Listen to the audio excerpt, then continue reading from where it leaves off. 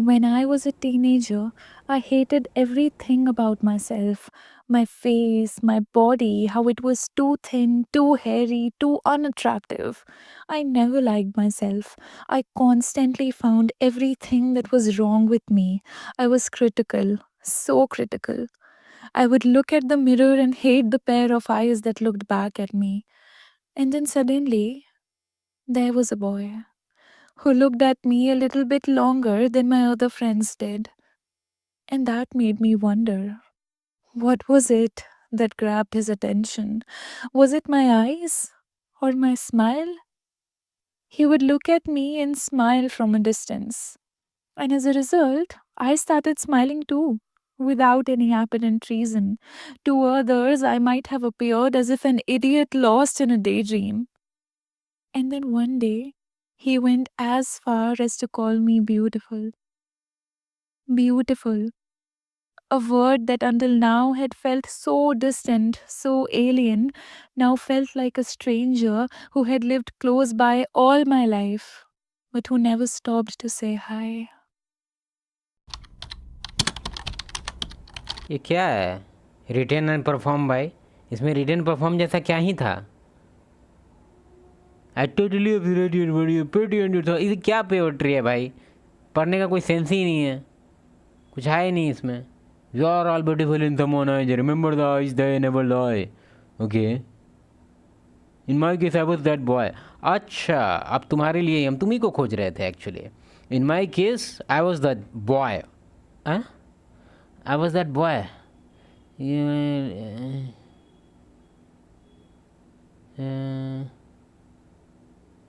Actually इसके बाद में बहुत दम है। कमेंट पढ़ने में आ रहा है तुम लोगों को कि जूम वूम करना पड़ेगा? जैसे हम तुमको एक चीज़ अपना थॉट पहले बता देते हैं। देखो, जनरली हम लोग रेड फ्लैग वगैरह का बात करते हैं और ये सब पढ़ के तुमको लगा हो कि काफ़ी ठीक है, लेकिन मेरे हिसाब से कोई फीमेल इस लेवल का उसका एक्सपीरियंस है, जो कि अगर एक साल का एक्सपीरियंस है तो माना जा सकता है, ठीक है।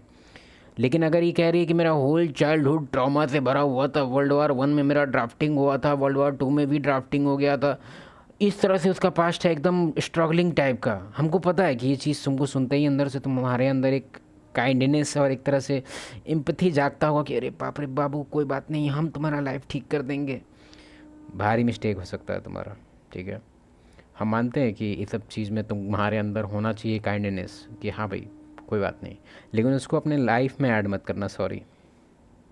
इसके पीछे बहुत मल्टीपल रीज़न है, और रेयर केस में ऐसा होता है कि ये सब चीज़ इसको सेव करके तुम रेयर केस में तुम बच सकता है। मतलब तुम जैसा आउटकम सोच रहा है रिलेशन का, वैसा रेयर केस में ही देखा गया है कि ऐसा आउटकम है। 1-on-1 कोचिंग में हम तुमको क्या ही बताएं, ज़्यादा परसेंटेज ऐसा नहीं है। ये जो रेयर कैरेक्टरिस्टिक है वो ऑलमोस्ट 20% केस में हमको मिला है कि 20% में वो इसी तरह से डिस्क्राइब करता है, वो बताता है। मतलब ज़्यादातर जो मेल कॉल करता है 1-on-1 कोचिंग पे, तुमको माने तो तुम भी कर सकता है। ऐसे मेन चैनल पे अभी इतना ज़्यादा रहता है कि अगर तुम करेगा भी बुक तो तुमको 3-4 दिन का टाइम के बाद ही मिलेगा, और मेन चैनल में बहुत ज़्यादा होता है। इसलिए हम उसका सोच रहे हैं कुछ सोचने का, एक आदमी रखेंगे अब, उसको हम अपना ब्रेन ट्रांसफ़र कर देंगे। नहीं हो पाएगा इससे, लेकिन वो छोड़ो।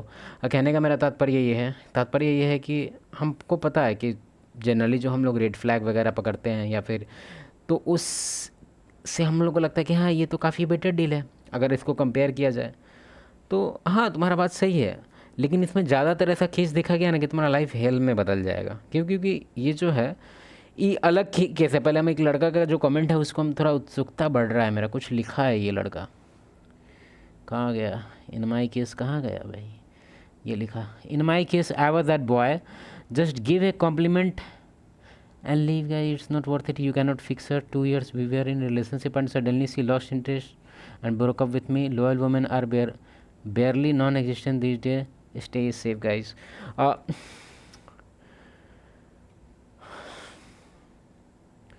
थोड़ा स्मार्टनेस दिखाओ अपना तुम लोग, ठीक है। और हम जो बुक लिख रहे हैं जनरली, तुम बोलेगा 500 सब्सक्राइबर में कैसे बुक लिख रहा है? कितना बार बताएं तुम लोग को हम? 4-5 चैनल है मेरा, पूरा सारा चैनल को काउंट करेंगे तो लगभग 1.5 मिलियन पहुंच जाएगा सब्सक्राइबर। लेकिन हाईएस्ट सब्सक्राइबर वाला चैनल है 1 मिलियन से थोड़ा सा पहले है, वो 900 के अराउंड है। कहने का मेरा तात्पर्य यह है कि उसमें बुक में एक चैप्टर है सिर्फ क्वेश्चन से रिलेटेड चैप्टर, हम तुमको उसका कुछ कुछ एग्जांपल हम दें क्या? कुछ तुमको कुछ तो दे दें। हम्म, हम्म, छोड़ो, अभी जो चैप्टर निकला है उसी के बारे में तुमको बता देते हैं। कहाँ गया? Break of routine. ये भी एक अच्छा पॉइंट है, ब्रेक ऑफ रूटीन। कहने का क्या तात्पर्य है? तुम उससे मिलने से पहले जो तुम्हारा रूटीन था, और प्रोडक्टिव हो या ना हो उससे हमको मतलब नहीं है, रूटीन जो तुम्हारा था अगर काफ़ी चेंज हो गया है, और ये जो रूटीन तुम चेंज किया है सिर्फ उसी के हेल्प के लिए किया है, या उसके लिए ही एक तरह से डेडिकेटेड है तुम इतना कि अपना ओवरऑल जो तुम्हारा प्रोडक्टिव रूटीन है उसको तुम चेंज कर दिया, एडजस्ट कर रहा है, तुम बहुत ज़्यादा एडजस्टमेंट ला रहा है अपने लाइफ में, बस उसके लिए, उसके अप्रूवल के लिए। वो कुछ भी कंप्लेन करती है पे तो तुम तुरंत सुनता है हाँ हाँ हाँ हाँ हाँ। बहुत गलत बात है। तुमको ये चीज़ समझना होगा कि तुमको जब वो लाइक करती थी तो तुम जैसा था उस वे में, ठीक है? बाद में अगर उस किसी चीज़ के लिए कंप्लेन करे कि ये ठीक नहीं है, वो ठीक नहीं है, और तुम धीरे धीरे अपने आप को चेंज कर लेगा, तो तुम एक बार ध्यान दो, फीमेल का वर्ड्स और एक्शन में बहुत डिफरेंस है, ठीक है? अगर वो मुंह से बोलती है कि हमको आलू पसंद नहीं है, मुंह से बोल रही है कि आलू पसंद नहीं है, लेकिन 5 मिनट बाद आलू खा ले रही है, तो तुमको किस चीज़ पे वैल्यू करना चाहिए? उसके एक्शन पे तुमको बिलीव करना चाहिए या फिर उसके वर्ड्स पे? और ये तुमको हम लिखित में देंगे ये चीज़, कि फीमेल का वर्ड्स और एक्शन में इतना डिफरेंस होता है जिसका कोई लिमिट नहीं है, और इसके पीछे बायोलॉजिकल रीज़न है जो कि हम बहुत वीडियो में समझा चुके हैं। इसलिए इस बार हम पेंट प्रोग्राम में नहीं समझाएंगे, हम तुमको डायरेक्टली समराइज करके बता देते हैं। हमारे अंदर जो सच बोलने का क्वालिटी है, हमारे अंदर जो ऑनर का क्वालिटी है, हमारे अंदर जो लीडरशिप, सब चीज़ को हम लोग एक तरह से बहुत ज़्यादा वैल्यू देते हैं, ट्राइब को वैल्यू देते हैं, फ्रेंडशिप को इतना वैल्यू देते हैं, इसके पीछे रीज़न जो है वो कोई ये रीज़न नहीं है कि हम लोग महान आत्मा पैदा ले लिए हैं, मेल ओ नहीं। इसके पीछे हमारा सर्वाइवल का रीज़न है। सर्वाइवल हमारा डिपेंडेंट था हमेशा सच वगैरह बोलने पे। अब तुम इसके रीज़न तुम देख लो, 4 आदमी गए शिकार करने के लिए, शेर बाघ दिख गया और एक तरफ हिरन भी दिख रहा है। अगर फर्स्ट आदमी जो सबसे आगे है, अगर वो इस इन्फॉर्मेशन को पीछे तक नहीं पहुंचाता है तो सारे के सारे मरेंगे, और ये चारों मरेंगे, मतलब इसका फैमिली भी भूखा मरेगा। तो सर्वाइवल का डिपेंडेंसी था, इसीलिए सच बोलने में वो लोग हमेशा से, उसको पता था कि सच बोलेंगे तो मेरा जान बचेगा, मेरे फैमिली का और मेरे दोस्त लोग का, सब लोग अच्छा ज़िंदगी ज़्यादा दिन तक बिताएंगे। फीमेल का ऐसा कभी नहीं था। फीमेल का जो लाइफ का एक्सपीरियंस था टोटली डिफरेंट था, उसका लाइफ पे ज़िंदगी बहुत बार डिपेंड हुआ है। तुम खुद से एक बार सोच के देख लो, तुमको ये चीज़ थ्योरी पता होगा, कंपनसेशन थ्योरी, उसको हम बोलते हैं कंपनसेशन थ्योरी। ऐसा कोई गूगल पे में भी तुमको ऐसा थ्योरी ना मिले, मेरा बुक का थ्योरी है।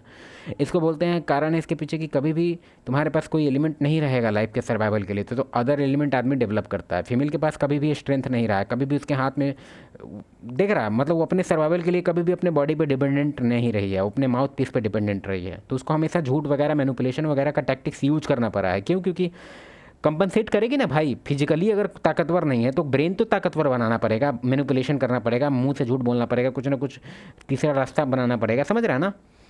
तो यही था ओवरऑल बात। छोड़ो अभी, ठीक है, बाय। चैप्टर मिलेगा तो बना देंगे एक वीडियो।